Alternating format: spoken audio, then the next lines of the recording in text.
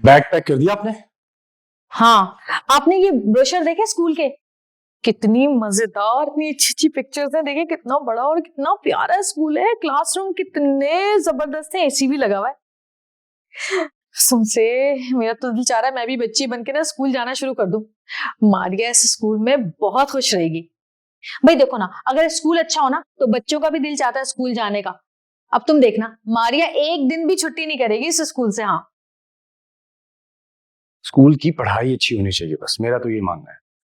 खैर अच्छा हुआ आज तुम काम पे नहीं गए।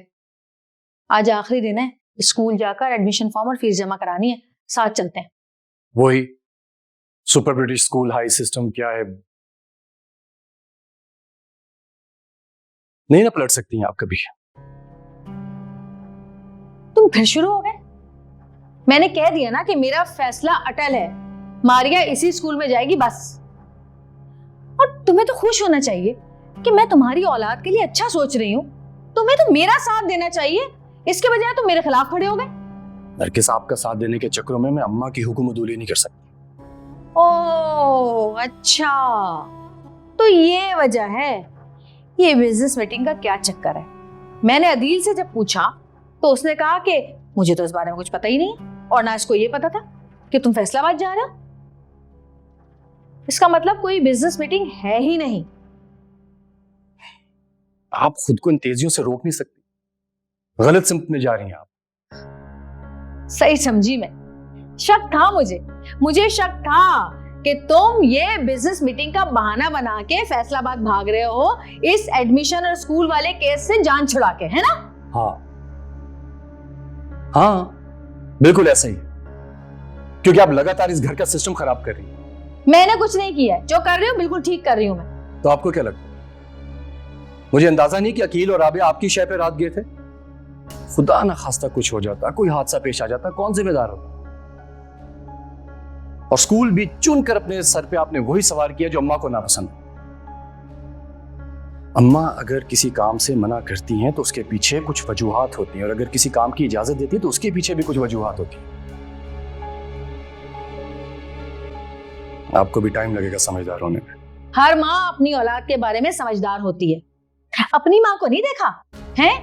अपने बेटों के मामले में किसी को, यहाँ तक कि उनकी बीवियों तक को नहीं बोलने देती। वो कैसे अपने बेटों पे कब्जा जमा के बैठी हुई है। तो फिर मेरी औलाद की जब बारी आएगी तो मैं अपनी औलाद के बारे में फैसला करूंगी ना। तुम्हारी माँ थोड़ी बताएगी कि उसको कहाँ पढ़ना है कहाँ नहीं पढ़ना है। और एक और बात, तुम जैसे शौहर होते हैं जो अपनी बीवियों की ससुराल में इज्जत नहीं करवा सकते।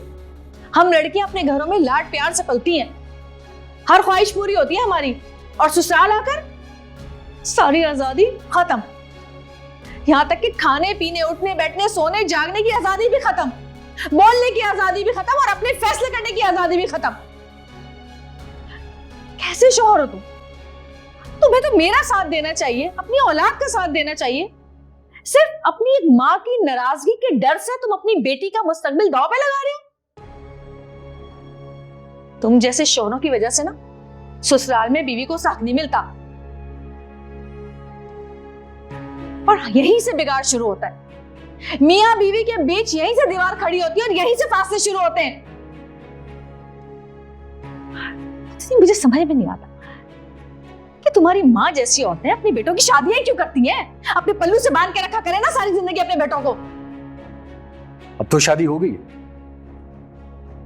क्या हो सकता?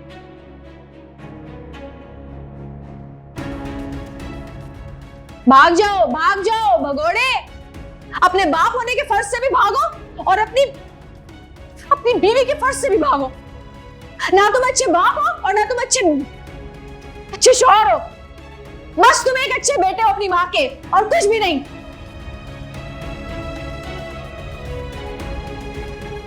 नरगिस भाभी, ओ नरगिस भाभी, अम्मा बुला रही हैं। या अल्लाह, इस बुढ़िया को उठा ले बस। आ रही हूं।